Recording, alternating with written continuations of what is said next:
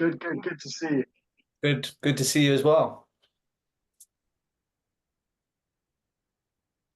Get rid of that while we're recording. So I'm going to start straight away because I want to make sure we get the full hour. And as people are coming on, it's not going to make a massive deal because we've got a recording and people can come on, can watch the recording and catch up with the beginning bit, because it's only going to be an introduction really to this health and wealth webinar, which I've been very excited to be part of, because we don't actually talk enough about men's health, I don't think. Not like this. There's always been women's health and all the different hormonal issues. And I think it's been really nice to have Colin last week and then have this week. Colin's one. So if anybody is interested in seeing Dr. Colin Robertson do his presentation, we can get a recording to you. So speak to the person that invited you to this call, and then you can go back and get the recording, which I think is fabulous. It was a really good call, but this one is absolutely going to complement it beautifully. We're going to take it a little bit back to basics, so that everyone really understands where we're coming from and what we're talking about. I know as a woman doing men's health is a bit weird, but it's all men answering the rest of the questions. I'm just like the rose between the thorns and balancing it all out. Okay, so common health challenges faced by men: heart disease, prostate cancer, mental health issues, obesity, metabolic syndrome, and bone health. All of the guys on here very much specialize in these different aspects and will be able to answer lots of questions. Prostate cancer is the most common cancer amongst men. Heart disease is the leading cause of death amongst men. Please feel free to take pictures of the slides. I'm not going to read them by rote. I just wanted to highlight the issues there. And mental health issues, I do have a problem, I think, in this country and probably worldwide with mental health issues now with men. And I still don't think they're talking about them like they should. So we're going to tap on that, but we're not going to spend masses of time. We're going to talk about many different things. Obesity and metabolic syndrome, we should touch on that, and we should touch on the addictive quality of food. And then bone health, increased risk of osteoporosis. You don't really hear this talked about in men. Women talk about it a lot, whether it's just because women talk a lot and women tell everybody and we all talk to our friends. But I don't hear a lot of men talk about osteoporosis and the fact that they should have adequate calcium and vitamin D, but calcium in a form that doesn't cause any issues within their body, as in the calcification. But we will go on to this. I'm going to skim through these because I want the conversation at the end. So we want to support men's health naturally. You want a balanced diet. Again, we can go into that in more detail, but specific nutrients are omega-3 fatty acids, polyphenols, and vitamins. Regular physical activity, which enhances the cardiovascular health. You need a mix of exercise. We've got experts on here for this. Essential for, sleep. Sleep is so important. You really need to understand that sleep is important. I know we just keep going, but we do need to understand this and maintain a regular sleep schedule if you can. We have to try and manage stress. Again, very popular in the female world. I know there are lots of men that do the meditation, etc., but I don't think all the classes I go to, it's predominantly women who go to yoga and the breathing classes. And then the work-life balance. I think it's shifting. I might ask Tom's opinion later. I think it's shifting now that younger people are trying to have a work-life balance. I know my generation was very much, you must work, and then fit in a social life. I feel that there's a bit more of a balance going on. And also you've got hydration. You must stay well hydrated. That is absolutely vital as well. I think there's one on the end, but it's hidden by people's gorgeous faces. So I can't read the end one. I'm going to do that. There I can. Natural supplements. Oh, which is what we're talking about. So you want to make sure you're getting your vitamins and minerals. Now, one of the problems is we cannot get everything we want from diet because the food is inadequate. I would love to be a food first nutritionist. Unfortunately, we have to bridge some of these gaps. And some of the important nutrients are really being missed. One of them is omega-3, vitamin D, and then you've got magnesium, zinc. Zinc is one of the most important supplements for men. And then you have your other herbal remedies that you can add in. But we will specifically be talking about natural supplements and ways that you can very quickly and efficiently add to your diet that isn't a big deal, and you can make it a habit on a habit and quickly integrate it. The idea of tonight is to make things seem very simple for everybody. And, for any women listening who want to help help their man with, issues, or help their dad or help their granddad, whoever, we are going to try and give you simple fixes. Omega-3 fatty acids reduce inflammation and support heart health. We're going to keep going back to heart health because it is important, and we want to make sure we've got strong heart. We want to make sure our brains are working well and our mental well-being is good. You've got your polyphenols, you've got your antioxidants coming in, and your cardiovascular health is supported. Vitamin D. So we're talking bone health, calcium absorption, boosted immune function, improving mood, and then your healthy gut microbiome. This is crucial for digestion and nutrient absorption. It supports your immune system. So when people are talking about boosting their immune system, we don't need to boost it. We just want to make sure we have an immune system that is working and effectively protecting us. And by incorporating these nutrients into your diet, you can have a full-rounded well-being. As I said, the problem is we haven't got access to this, these nutrients, because it's not in our food like it used to be 150, 200 years ago. We then move on to the importance of omega-3. I would urge you to watch Dr. Colin Robertson last week, because that was really good about how he honed in on the importance of omega-3. So go back to the people that invited you.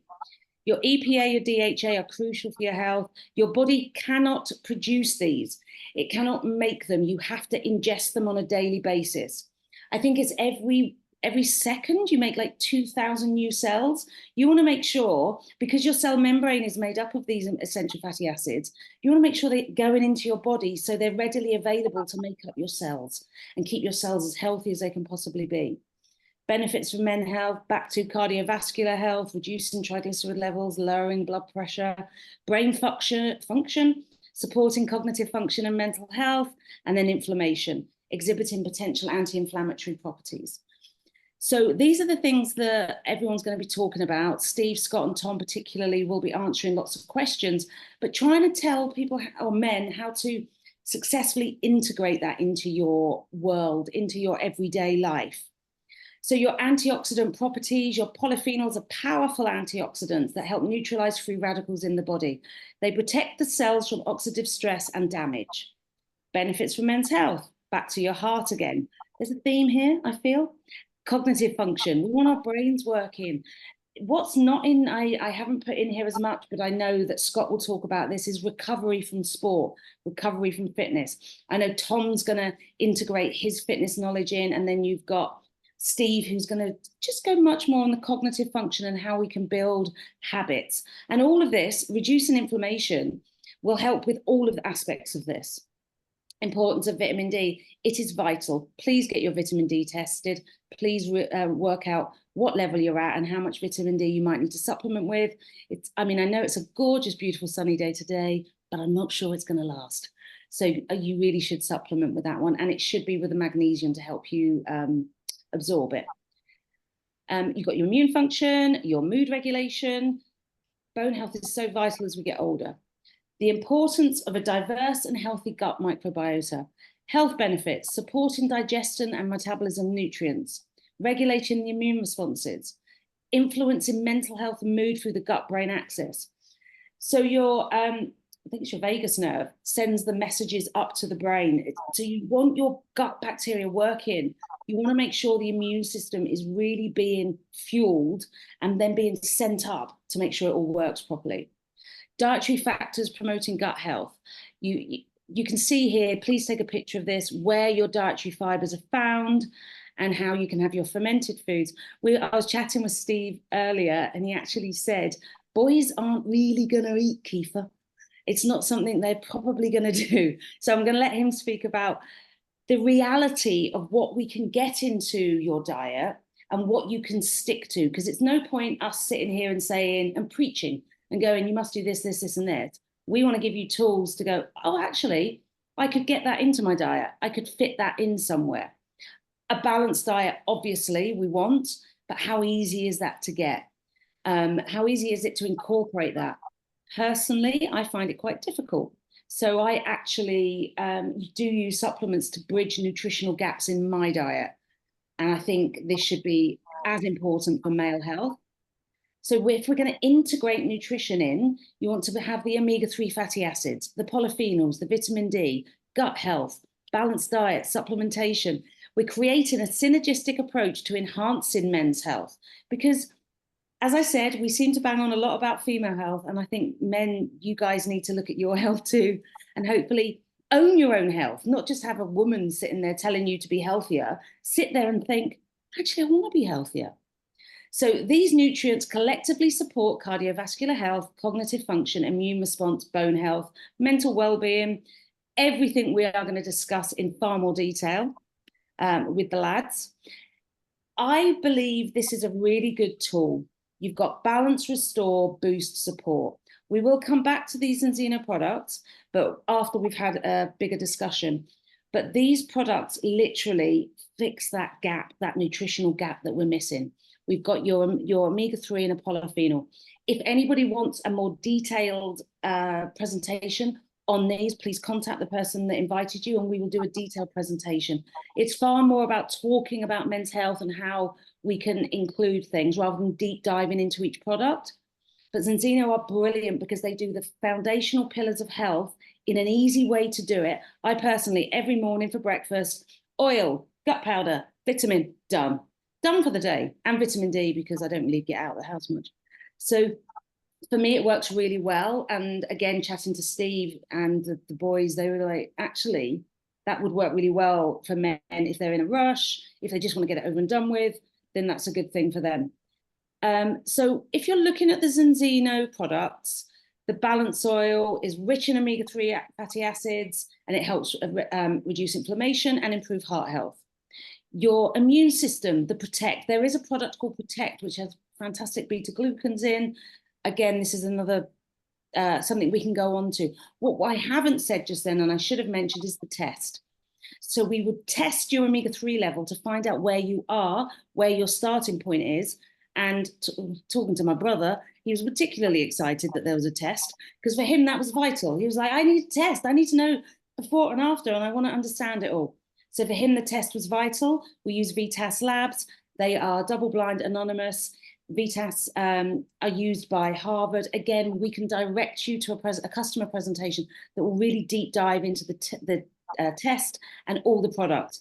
The purpose of today is more to discuss how we can think about male health and how we can support men to get healthier, enhancing your gut health with the xenobiotic. I mean, by all means, try and get all those dietary fibers through diet, but we are noticing there's a massive issue with getting these into our diet. And then you want your optimal weight, metabolic health. We will move on to that because, I mean, Dr. Colin Robertson said last week that we now have more obese people in the world than starving people. And that is a problem with our food because you find people who are very overweight actually malnourished, which is a massive issue in the nutrient value in our food. So they're trying to eat food to get nutrients, but they're just empty calories. And we need to help and guide with that. So Enzino is dedicated to a holistic approach. We don't just go on about the supplements. We want to support everything. We want to support your diet. We want to support your exercise. We want to support your lifestyle. Enzino products are tailored to provide comprehensive support for men's health, and the holistic approach and commitment to equality ensure that men can achieve optimum health and well-being through targeted nutritional support.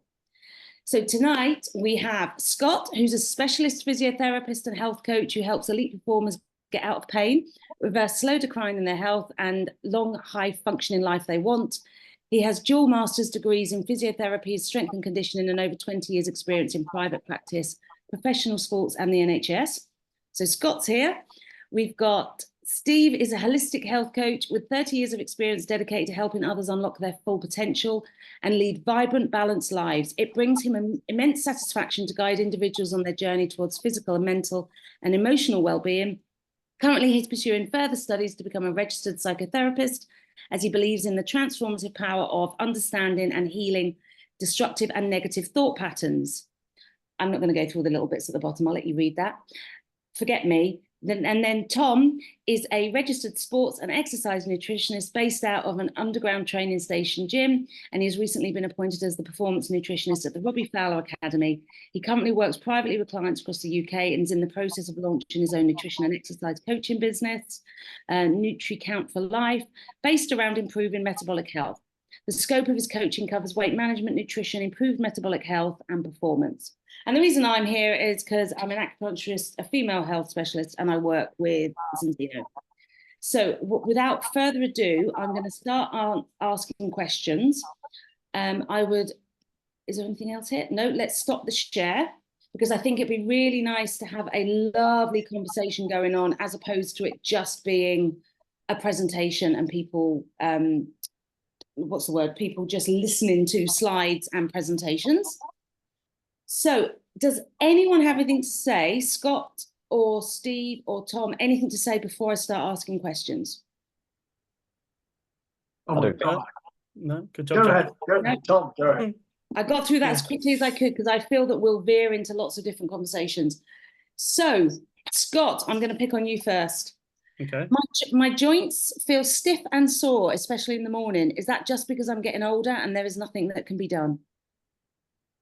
No, definitely not. I think joint stiffness and pain in the morning is very common, particularly as we get older. Whether that's actually mostly to do with age or to do with lifestyle, then that's somewhat up for debate. But mostly, I believe it's to do with lifestyle. And no, it's not inevitable. I mean, why do we feel stiff in the morning? It's due to a build-up. Obviously, you're not moving much during the night, so you've got less circulation. So you have a build-up of waste products, and you're not sort of moving around to flush them out, and particularly sort of inflammation and other things. Particularly if you've got a background low level of inflammation, and that's likely why you feel stiff in the morning. You may have some kind of sort of degenerative joint disease, and that probably is largely related to inflammation as well as poor lifestyle.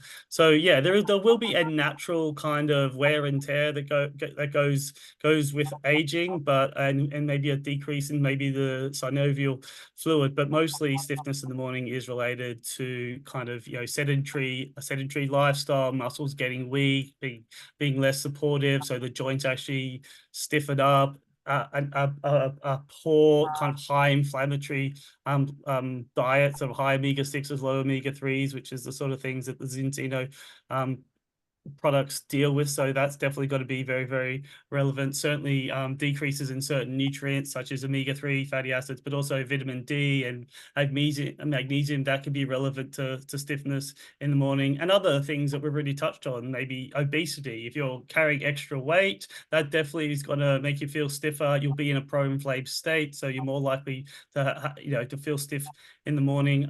Now, if this stiffness in the morning lasts for a good couple of hours and isn't really relieved by getting up and sort of moving around a bit, you might want to sort of seek some medical advice. There are some kind of autoimmune and sort of conditions that that you might want to speak to a rheumatologist about, but otherwise I don't think it's a normal part of aging by any means. I mean certainly I think there was actually, I was reading something today in terms of lifestyle factors, and I think it was predominantly to do with, it's a new study, I don't think it's even been published yet, but it was a study, and it was regard to sort of physical inactivity and drivers of inflammation, and they're much more related to basically physical activity and inflammation as opposed to aging, when in terms of poor mitochondrial health and things like that. So that includes protein balance, immunity, and general kind of widespread inflammation. And if I recall right, I think there was 4,000 genes that were affected by that,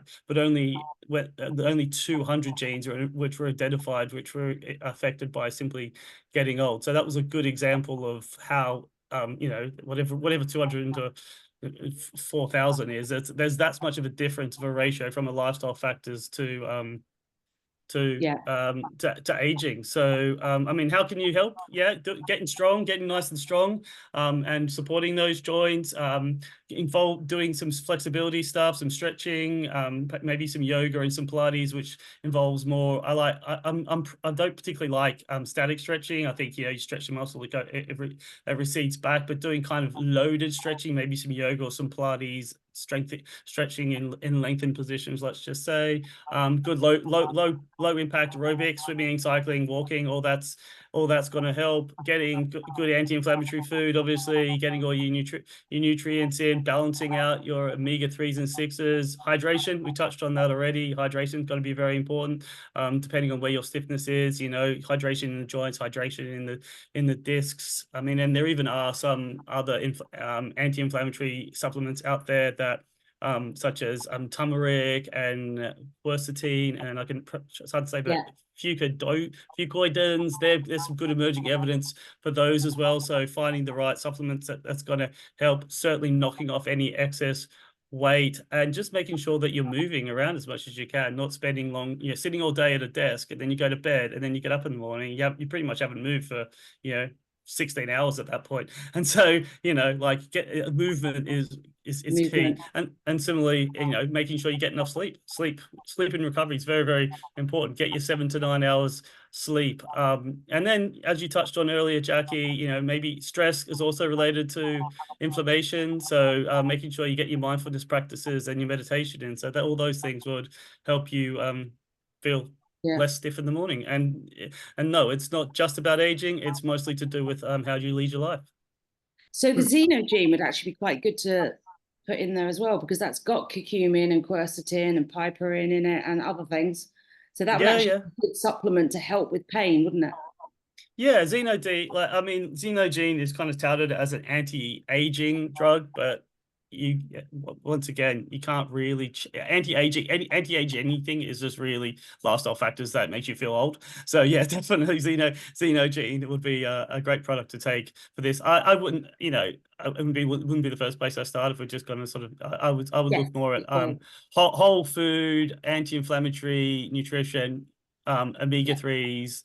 Gut health, I didn't mention, but gut health is related to inflammation too. So I think in terms of, sometimes we describe a pyramid of recovery, and this is probably highly related to recovery. So making sure, the big blocks that you want is like, your good food and your exercise and your stretching and your strength training. And then you might move up to, some other practices, maybe throw in your yoga and your Pilates, but then on top of that, you'd probably go with your xenogenes and some of these more high-end products, let's just say. But I'd start at the bottom with, anti-inflammatory nutrition and regular movement and strength training, and that would be my big rocks there. I have to say, I don't like the anti-aging thing either. I say it's healthy longevity. Yeah, it's funny. Like a lot of in my industry, a lot of what we like, people come in and go, they see things on scans and we say it's normal, it's age-related changes. But literally today, I've decided to just start calling lifestyle-related changes, because as I think, what's it, like 8 to 1, I think, possibly, if you go on that one bit of evidence that came out today, which, if you generalize it, then it's probably an 8 to 1 more likely related to lifestyle-related changes in your joints than it is to do with age. Yeah. I think when we're genetically designed to live to 122, right? So it's that state of mind that's really important when it comes to eliminating sort of that whole age-related thing, which I kind of want to go into a little bit more later. But that was, that you just answered everything there, Scott. Yeah. With there's nothing else to say. That is it. Take that away. But it's what I do, man. It's what I do. The sleep part is so important. And I like to give a bit of a takeaway. We do talk a lot about the 7 to 9, and there's part of that's absolutely true, between 7 and 9, but it's where you get that sleep. So if we can start to get familiar with the circadian rhythm and sleeping in that cycle where we have the repair and recovery, the psychological repair and the physical repair. So in sleep, the physical repair of our body comes in the first part of sleep. So between the hours of 10 and 2 a.m., we are getting our physical repair. Now, if you go to bed at 12, you've just lost 2 hours of physical repair, which is going to kind of contribute towards waking up aching, right? So, and if that's happening all the time, you know, you by the end of a week, there's potentially you could have 14 hours lost of physical repair time just by going to bed at 12. So it's a really good habit to really trying to get to bed a little bit earlier. And then also how we approach sleep time as well. So having that screen up against our face, our phone, our TV is not great in the evenings. But it's difficult to break that habit, right? we have modern technology, but we have prehistoric bodies which haven't changed at all, right? So we're living in this modern world. Our genes are 65,000 years old, and you know the industrial age was a couple hundred years ago. We haven't evolved past that. Yeah. So, And so what can we do to? Well, we can get to bed. You know, I would say if you can get to bed 3 times a week by 10 o'clock, you are doing yourself a huge favor on your recovery time. It's a huge help. yeah, there's a guy who works in this industry, and I won't name drop him, but you know he's worked with some really big teams, like one of the best S&C coaches in the world, Aussie guy, and he's had his own health concerns, but he consults for football teams, international organizations, and corporates as well, and he puts sleep number one. He said, you know, there's diet, nutrition, recovery, which sleep is, and he puts sleep at number one, and he's like gone to World Cups, so he's not saying it's getting them strong, it's getting them quicker, he's going get them sleeping. Yeah, that's it. Yeah. And then so I want to move on at some point to there's 3 questions about losing weight, but before I do that, I want to know from you 3 how we can speak to men in a way that they will hear us. Great question. How do you get men who are conditioned to kind of go, I'm fine, I don't need this? How do you get through to, I mean, it's because it's men's health I'm saying that. I know women don't listen as well.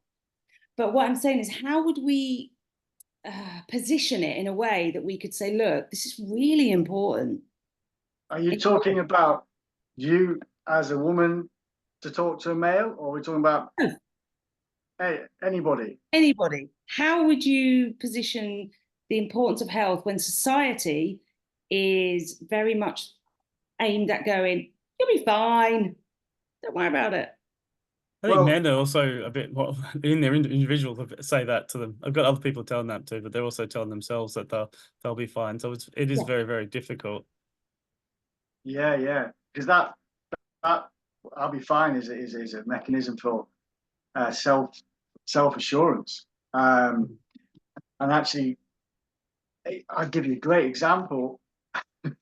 I'm laughing because it's kind of embarrassing, really, because I lost my glasses the other day, and on a walk, and I need new glasses, but I couldn't be bothered to go and get I'm 2 years over having a new prescription. So I'm getting texts from Vision Express saying you need to come for an eye test. And do you know what my immediate reaction? Maybe I don't know if it's a male thing, but my immediate reaction was, "You're not going to sell me and upgrade me for a new pair of glasses." So, is that a male thing? I mean, to just be a bit, no. You know, I will decide when I need new glasses.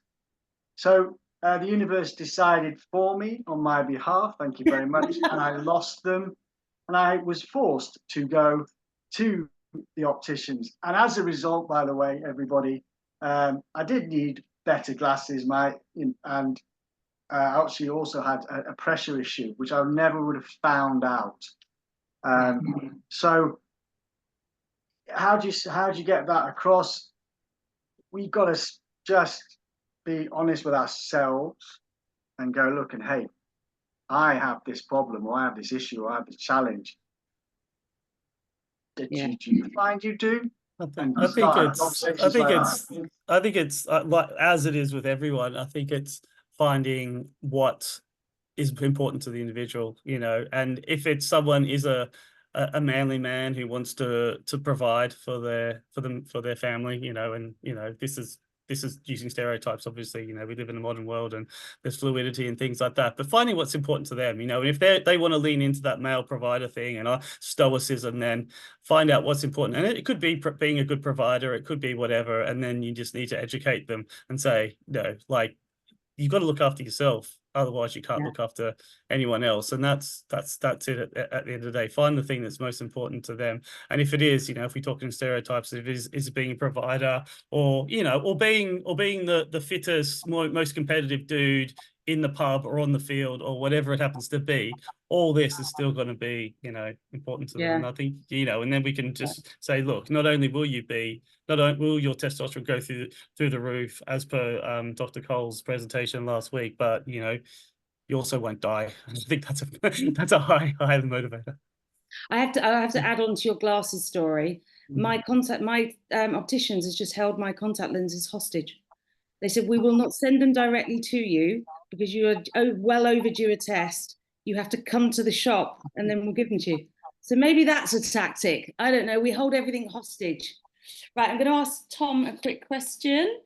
If I want to improve my own nutrition, where is the best place to start?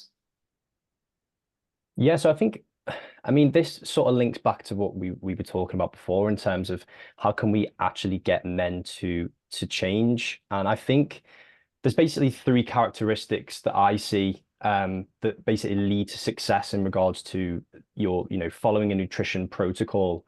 And those 3, of course, are going to be consistency, your ability to adapt and change to new environments and situations, and then obviously to tie those down is obviously discipline. And how we can build those in regards to our nutrition is by starting off, you know, with a level system. So myself, I use a level system with my clients. Rather than going from level 1, not knowing anything about nutrition, to level 10, it's simply taking steps to get up to that, you know, that optimal level that we all, you know, us as practitioners aim to be at.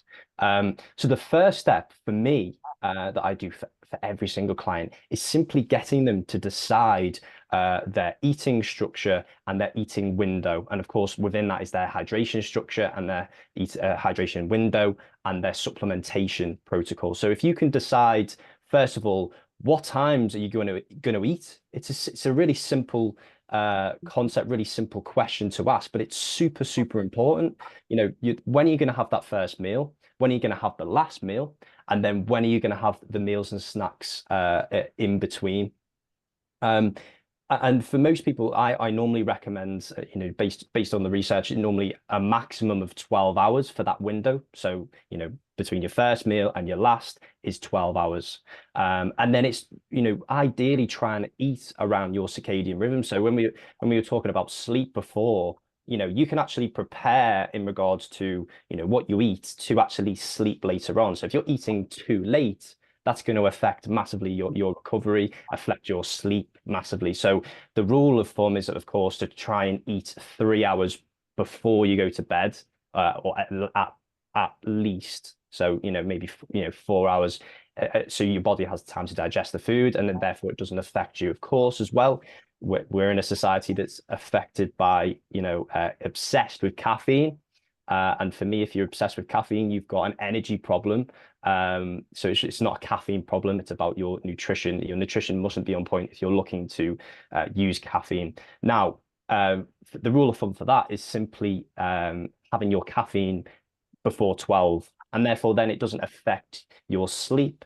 But just bringing that back down to the question, of course, the best place to start when it comes to your nutrition is your structure. It's the same with, you know, if you were doing a test, for example, you know, if you're doing an exam, the best place to start is knowing the structure of how you're going to achieve the best results possible. That goes really well into Steve's. I have seen your hand up, Lisa. I'm coming back to you, but I just want to ask Steve this quick question. This feeds straight onto it. So I need to lose weight, but I'm tired all the time and don't get any results quickly. Is there a fast, safe way to lose weight and get more energy? Caffeine. Tom just said. Yeah, fast weight. Yeah, not healthy. there is no fast way. There's a safe way, and over time, steady. And that's the key. Weight loss, well, this is really, I think this possibly could be open for a real debate and discussion, but when I'm working with clients around weight loss, it's never a weight goal that we aim for.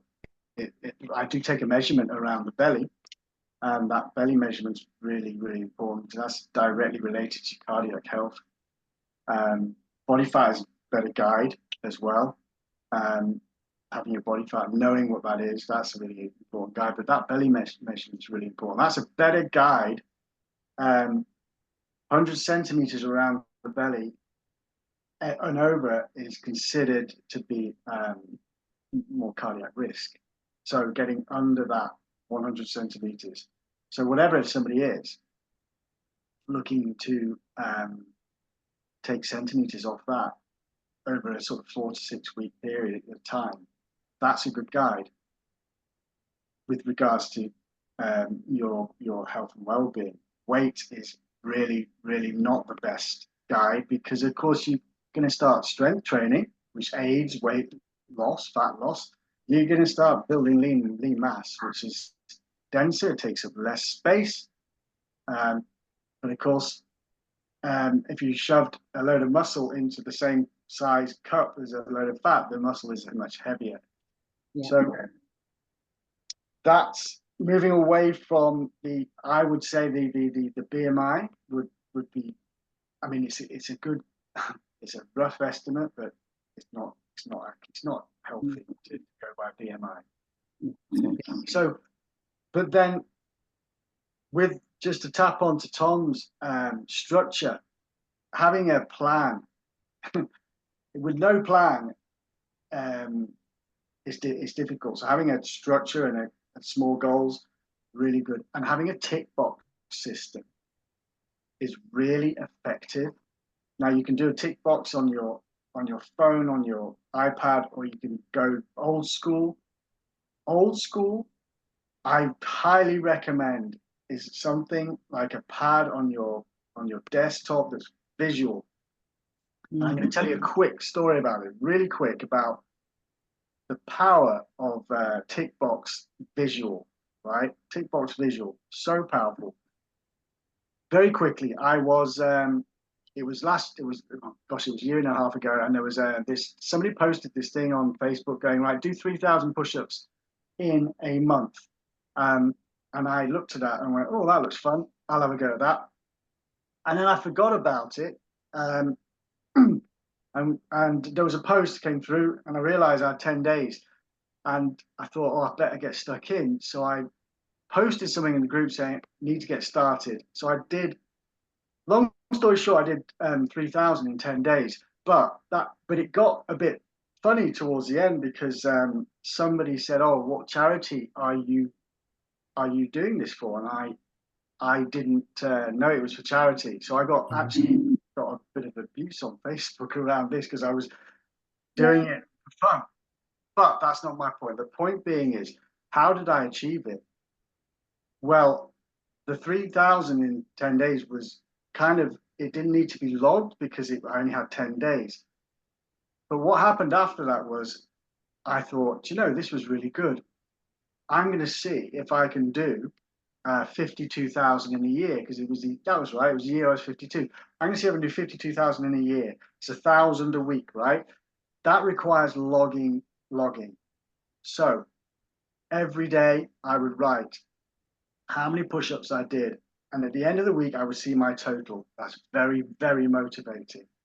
So yeah. I kept a log. I saw my totals, and I completed the task. Now some days I did an extraordinary amount, and then I stored some, and some days I did some, but I never did one day. I didn't have one day with no push-ups. I could have done, because I had logged so many in the past, but so it was always a minimum of 10, and that really was powerful. Then, sorry, I'm going on, but this next bit is going to make sense. I thought to myself, when the year was up, I'd done my push-ups, and the feeling was like lasted a second. It was like, yay. I did the last push-up, by the way, with my son on my back as a bit of a celebration, took a photo and all of that. But what's next, right? Oh, it's got to be bigger. It's got to be better. So I thought, right, I'm going to do 1 million push-ups before I die. Now, I worked it out, and the number is actually not nuts, but it broke down. It didn't work because I lost my, I was thinking, oh, I've created the habit now. I've done it. I can do it. I'd forgotten about I hadn't forgotten. I didn't continue my logging process. The thing just broke down. Yeah. It didn't happen. Plus, it was boring. So I didn't have a particularly interesting goal. So I had to change the goal. Right? What do I want to do with strength? Well, I want to be able to do a handstand. At 55, I want to be able to do a really good handstand. Or I want to do a pike pole position. So it was creating something different, fun, that I needed to do a continuous amount of exercise per day. Then I got my logging system back in place, and I did some progression exercises towards it. So It's back to motivation. It's back to having a plan. It's back to making sure that all these things can be integrated into our life. Is it as important to understand exactly what they do to our body? Or is it okay to go, do you know what? I've been told this, and this needs to happen. I'm on it. Yeah, and it's got to be fun. Yeah, it's got to be, and maybe even a bit of some achievement, right? So I think Steve just answered the last question there. I need to. Oh yeah, I've got more questions to come to. I'm just saying, right. To answer your question, Jackie, how do you get men involved? You set them a goal that's interesting. You make it easy. You get them to challenge themselves. And also, I mean, just to go back to what Tom was saying, I think there's an expression that I've heard before, and is what would this look like if it was easy? And that's kind of the answer, like have a system in place. All right, yeah, it's easy. I got to do that, and I got to do that then, and that then, and even if it's take your balance oil first thing in the morning, then I'm going to do that. Then I'm going to eat at that time. What would this look like if it was easy? And answer that question, and then make small, meaningful changes as often as you can, and you were heading in the right direction. Lisa, you had a question. You raised your hand. Yeah, it was more of not a question. It was more of a point really for the eye test that Steve and that was talking about earlier. It's also important to get the eye test so that they don't just look for your 20/20 vision or not. They're looking for other things around the eye, for other things that are in there of glycemia and things like that. That they can detect, pick up, that I did the same, like putting it off and going, no, I don't need a new pair of glasses, and no, like you say, I'll tell you when I need a new pair of glasses, and I'd lost 2 pairs. I thought I definitely need a new pair, but they do check behind the eye, don't they, and around the eye for any abnormalities. So that's what I was trying to say, that I think not just men, but obviously women do put it off too, making sure that they do their checks regularly and often as well. Absolutely. Right, let me ask another question before we run out of time. Scott, when I was younger, I used to play rugby. This isn't me, by the way. When I was younger, I used to play rugby, love running and lifted heavy weights. Now I'm getting too old for all of that. I cycle outside, do some cross training in the gym and some light weights because I do not want to wear out my joints. Is that correct? In fact, Dr. Cole said something about that last week. Yeah. No, I wouldn't say that's the best routine. I think I think great that you're getting a little bit of cardio. That's great for sure. Firstly, let me just take you up on wear out the joints, and I kind of touched on this before. Joints like to be loaded. That it's not. It's more likely that the inflammation. There will be a bit of age-related changes as you get older. Things start to wear out a little bit, but it's more joints like to be loaded. Like as a physiotherapist, You know, if you come into me and you have a knee pain, I will tell you to lose weight and get strong. And now, why am I? And I'll tell you to get, you know, as strong as you possibly can. Now, why am I telling you to put low for the joint? Because it's good for it, you know. And some people think that, oh, you know, obese people get joint pain and wear and tear because, you know, because they're obese and lots of weight is going through, but actually joints respond really well to load. And even running activities. I think that a study came out a couple of years ago that found that old recreational runners' knees are more healthy, as in they have less arthritis. I think in the cohort there was like, I think 10% of the inactive cohort had arthritis, whereas only 3% of the recreational runners had knee arthritis. So yeah, possibly if you played rugby your whole life, you might have some knee injuries, and that can lead to a bit of wear and tear. But I think if you like running, continue to run, definitely, and it's actually healthy for your knees if you build it up and you get back into it in a progressive manner. Similarly, light weights, no, I think we've already sort of touched on this recently. Definitely doing some heavy weights, you know, trying to build muscle mass as we get older. We will, you know, there will be a few bit of age-related muscle loss. In fact, it's been proven that we lose somewhere between 40% of our muscle mass between 20 and 80 years old. But alongside that, we will start to lose bone mass. Alongside the loss of muscle mass, our metabolism will go down, which will lead us more likely to put on weight. So we'll develop obesity, and then also muscle is well, it's metabolically active, but it's the greatest reservoir for blood glucose, blood sugar, or not blood because it comes out of your blood, but storing glucose in your body. So I think your liver can store a small amount, but most of it goes into your muscle. So if we're talking about diabetes, health, and trying to prevent that, it's massively important that you continue to sort of do some heavy weight training as you get older. I know certainly, I mean, in terms of the World Health Organization, it recommends that you get 150 minutes of moderate exercise or 75 minutes of sort of vigorous exercise per week. But also the recommendation is to build strength and to do at least 2 days of resistance training. Now, you know, within general health advice, there's quite some specific stuff about how you should train your heart and things like that. But I think we could probably do with a little bit more general advice about how to build muscle out there, and you know, and actually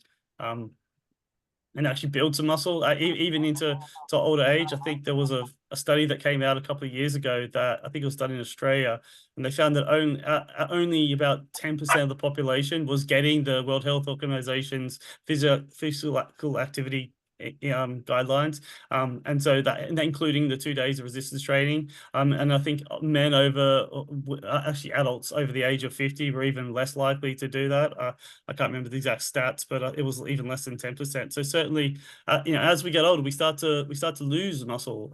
It's called sarcopenia, and that can lead to falls risks and decrease sort of independence, let's say. So I mean, if you've got weak quads and you're wasting away, you can't get out of a chair, you can't get off a toilet, that means you're more likely to need help, to more likely to go into care as we get older. And you know, I'm talking about, you know, people imagine when I'm talking about this, it is people are old and frail, but I'm very much an advocate, and so is Zeno, I'm sure everyone else on the call, in terms of preventative healthcare. So start today, start when you're 20. If you want to be a fit 80-year-old, continue to train hard and appropriately and maintain that level of muscle mass all the way through your life. Now, why do you lose muscle? There's the nutritional component to it. So it's not getting enough protein, it's not getting enough vitamin D, and this can lead to decreases in hormonal levels such as testosterone. Now, this is a men's health talk, so you know, testosterone is the big one, and Dr. Collin did a brilliant presentation on how or why you start to lose testosterone. But certainly lifting weights is one of the best ways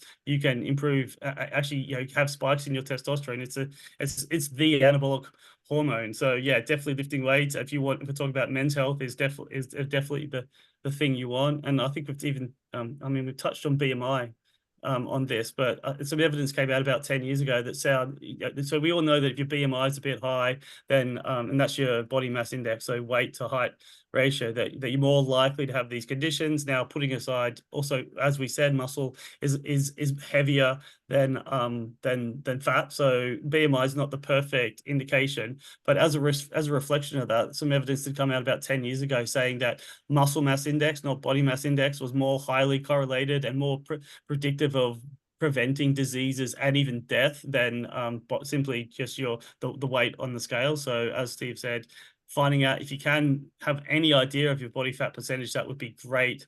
But you know, certainly just doing your darndest to put on, continue to build it. And even, I mean, they've done the studies all. I remember when I did my undergraduate back in Sydney, and a long time ago, that there was studies coming out there saying 90-year-olds can build muscle mass. So yeah, lifestyle, aging, as we've already established, has an effect, but lifestyle will over and above that will be the most important thing. And something I think it also would like to, I mean, and you know, we're talking about it's maintaining muscle mass. It helps prevent diabetes, even cancer. I think there's pretty good evidence that resistance training on its own has been found to decrease your risk of dying from cancer, as in having muscle mass is actually, if you are going to get cancer, and it's actually they've done some studies and found doing aerobic fitness is less preventative of dying, not necessarily from cancer, but from other things when you have cancer. So if you take, basically, you know, take people with cancer, even make some do resistance training, make some do aerobic training, and the ones who did resistance training are about a third less likely to die from anything than the ones who just did aerobic training. So this is how important. It's not just about keeping your heart and lungs healthy. I mean, heart health is massively important for longevity. The other thing about resistance training is we talked about osteoporosis, and you're right, it's normally talked about more in women, but we know 1 in 5 men by over the age of 50 will break a bone, and sort of 40 to 50% of people who, particularly as they get older, who do have a kind of a fracture from a fall because they've got brittle bones, find that, you know, they don't come back from it. They're in pain, which they think will never go away. And even the stuff that Steve was sort of talking about, you know, like resistance training is great for mental health. I mean, all exercise is good for mental health, but they've found that in terms of cognition, so, you know, being able to think clearly and not have your senior moments and stuff, aerobic exercise plus resistance training is much more effective than just aerobic exercise on its own. They say running, you know, people get your endorphins, you know, running is great for mental health, but if you add in resistance training, you're even more going to be, you know, better, less depression, greater, you know, self-esteem and self-concept, less tension. And even if you go into, you know, anti-aging stuff, mitochondria, resistance training is important. And sorry, I kind of went off on the point I particularly did want to make was also the question mentioned lightweights.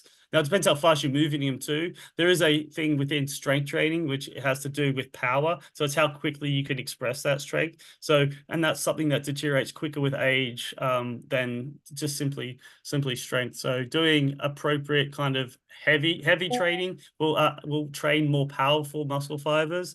And similarly, you might want to consider doing a little bit of more rapid power training. It's a bit complicated to explain how to move a weight quickly. You know, get a good S&C coach who could tell you how to do that. So it's not about necessarily moving quickly then slowing down, but working on your power as well has been more closely correlated with being able to get out of a chair as we get older, and some of the things I talked about earlier. So 1, no, running does not ruin your joints, and 2, continue to pump that iron up until until the day you die, because it's actually gonna push down that day you die down the road, if that makes sense. And I'll just say for women as well, because it increases the testosterone for women as well. Strength training is vital. Oh yeah, growth hormones, testosterone are the key nutrients you need, hormones you need to, and you know, as we get older, I mean, there's people, if we're talking about anti-aging stuff, there's people injecting growth hormone into their body. There's men who are, you know, men's health, testosterone massively around that.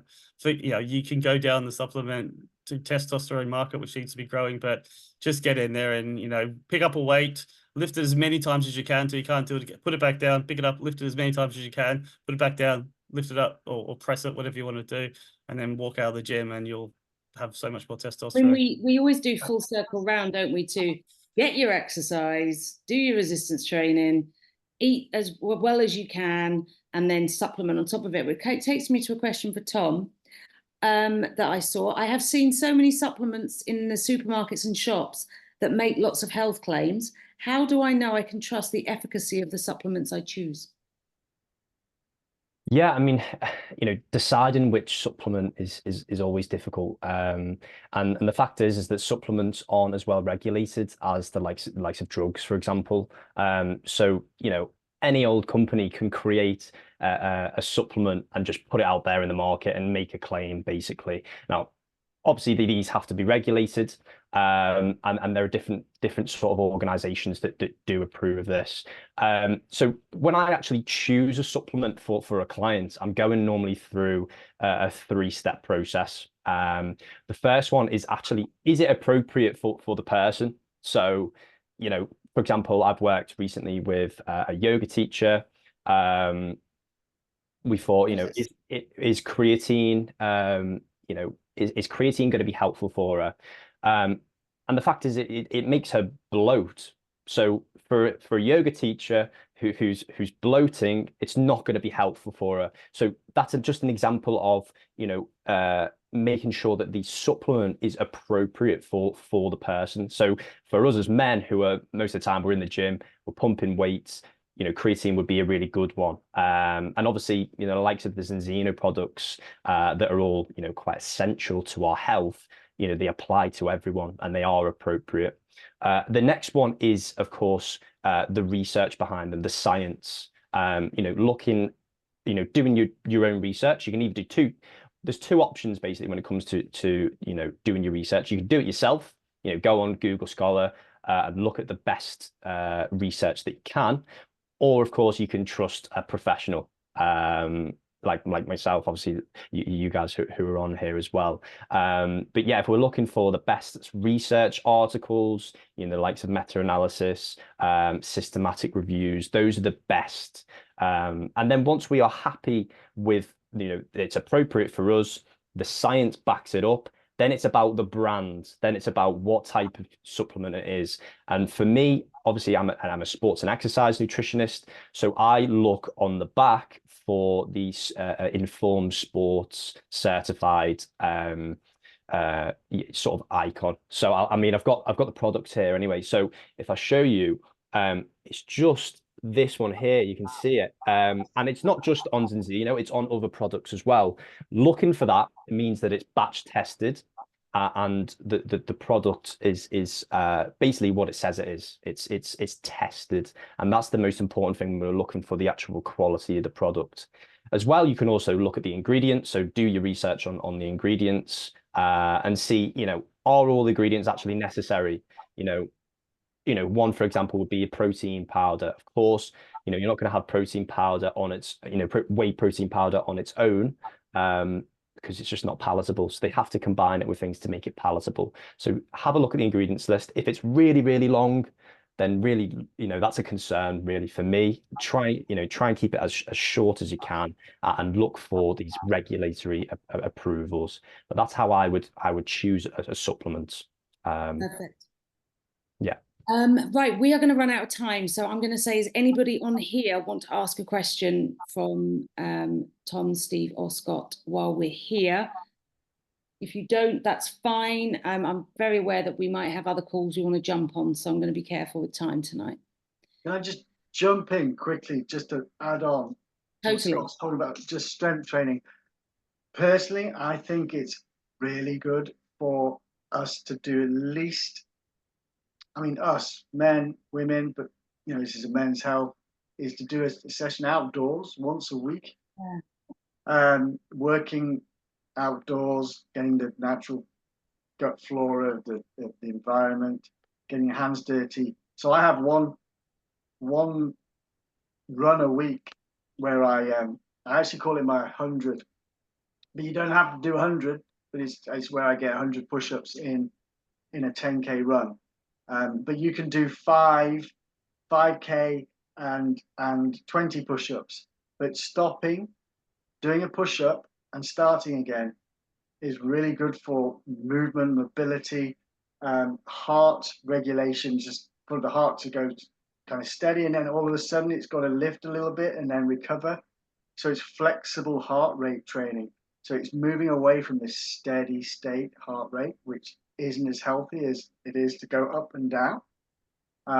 So that breaks the run up. It makes it more fun, more interesting. If you've got a river near you or a tree, climb a tree on the go a few branches and down, maybe cross a river, get a bit dirty, get a bit mucky, once a week, and lift something that's awkward to lift. So a log that's just a bit gnarly and awkward. So getting that to the knee and then lifting it above the head, really good for our brain function. It's awkward, and there's certain centers of the brain that get stimulated by having to work it all out, and balance centers. I've actually got an idea for an awkward lift gadget for maybe gyms or home. So I'm going to paint it. I'm not going to tell you. I'll bring it out. But well, actually, I'll tell you. It's just like a medicine. A medicine ball that is awkwardly shaped. So you're not just lifting a round ball. It's got angles on it. So yeah, just once a week, something outdoors. Yeah. Yeah, very good for That makes mental health, sense. that, as well as challenging your body in different ways. Yeah. And obviously taking the balance oil for the DHA to make sure your brain can get its head round carrying the awkward thing. I mean, obviously. Yeah, it's the center of everything. Get the without a doubt. That's that thing right at the beginning of the day. Done. Get more nutrients in. Balance oil, nutrients in. Get your fillet of fish first thing done. Get your nutrients in and get your gut flora firing up with your xenobiotic done. Morning. Start your day. Yeah. Do the easy thing. Have your balance oil. Take your shoes off. Go outside. Pick up something awkward. Throw it back down. Jog on a bit, and then as anything else we talked about today.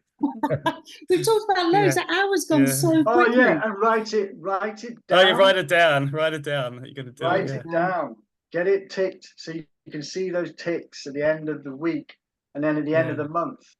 And there might be a few gaps, but when you look at it, the whole thing, it's like a lot of ticks there, right? Overall, you might have, I didn't do it Monday, Tuesday, Wednesday, but I need a tick. I need to get at least one tick by the end of the week. Then you're starting to get that continuity. If you don't write it down, there's no signal of the brain to go to remember and to form the habit. It takes. So Katie just said we need a sheet to follow from you, Steve. Yeah. So you need to write. You need to do a sheet that we can all have, so we can make lots of ticks. I don't want push-ups or burpees. Don't ever give me burpees. I will show you a super easy tick box system. Yeah, it's so easy, and you can add your own thing, column down one side, and you have Monday, Tuesday, Wednesday there, and you have just fill it in. And it's that neural connection to paper, to pen, to brain, to visual, to done it, and then the habits in. And did you know how long it takes in a row to do something before that pattern is there? There's an optimal number. 5 times. 5 times to get it. Well, 5 times and you're in a habit. Do you know? Well, maybe again another discussion. I was 22 times, 22 times in a row, but I thought it was 5. That's why there's Reebok does 5-day challenges and blah blah blah. But 22. Let's try 22. Do it 5 times. You're on your way to 22. Fabulous, guys. Thank you so much. I'm going to let everyone go because you might want to jump on the business call that's coming up. But if we all want to do this again, we can. It's been wonderful. And the next call is going to be the Paul Clayton one on gut. And I'm going to speak to him about diverticulitis, colitis, ulcerative colitis. What else am I going to speak to him about? Crohn's, IBS, IBD, I've got a big list of them. It's literally going to be about gut. Tick off your list when you're talking to him, Jackie. Yeah. Oh no, I'm going to have questions with Paul. I try and make sure I have the questions because he doesn't like doing PowerPoints as such. So I try and make sure I've got every question. So if anybody who's watching the recording and wants to send me a question for him, only to do with gut and not individual cases, not my mate's dog's got a bad flatulence. I just want a question about IBS. There we go. Yeah. So just keep me posted. I personally, as a Chinese medicine practitioner, IBS is basically Western doctors going, I don't know. That's my interpretation. They have no idea. It's like, well, just call it IBS because we don't really know what it is. So that's my interpretation of IBS because it's inflammation of the lining of the bowel. From my point of view, it's too much heat in the system. There's many, many reasons for it. But IBS is literally stress. Yeah, stress. So many things cause it, but they give you that IBS and go, bye. Anyway, genetic. Is it genetic? Only if I'm not sure it's genetic. Sorry, it runs in families, but so does obesity. So is that lifestyle or is that genetics? You know, so that's it. That's a big topic, Katie. For the end of the day, exactly. That's just the beginning of your day. Oh no, is it the beginning of your day? Yes, it's the beginning of your day. I'm so confused. Anyway, we're going to go. Lovely speaking to everybody, and I will see you all soon on other Zooms, no doubt. Thank you, guys. Thanks, guys. Thank you. Thank you.